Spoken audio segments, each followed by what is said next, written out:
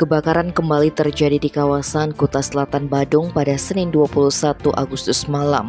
Kali ini amukan si jago merah melanda sebuah rumah di Jalan Nuansa Udayana Utara 6 nomor 28 Taman Gria Jimbaran. Pemilik rumah itu adalah seorang dosen di Universitas Udayana bernama Made Oka Kartika. Adapun peristiwa tersebut awalnya diketahui sang tetangga bernama Rianto. Kala itu saksi sedang berada di ruang keluarga sekitar pukul 19 WITA. Tiba-tiba ia mendengar suara letupan yang asalnya dari depan rumah. Bahkan suara itu dibarengi dengan meredupnya arus listrik di rumahnya. Maka pria itu keluar rumah untuk melihat apa yang terjadi.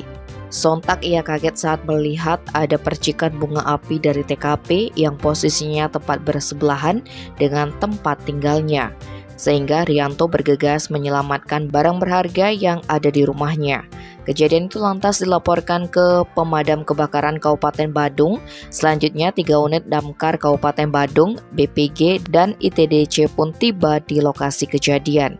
Beruntung tidak ada korban jiwa maupun korban luka dalam musibah tersebut, karena saat insiden itu terjadi, pemilik rumah sedang tidak berada di TKP.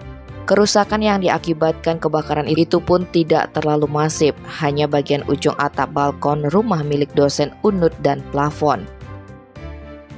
Tim Bali Express melaporkan.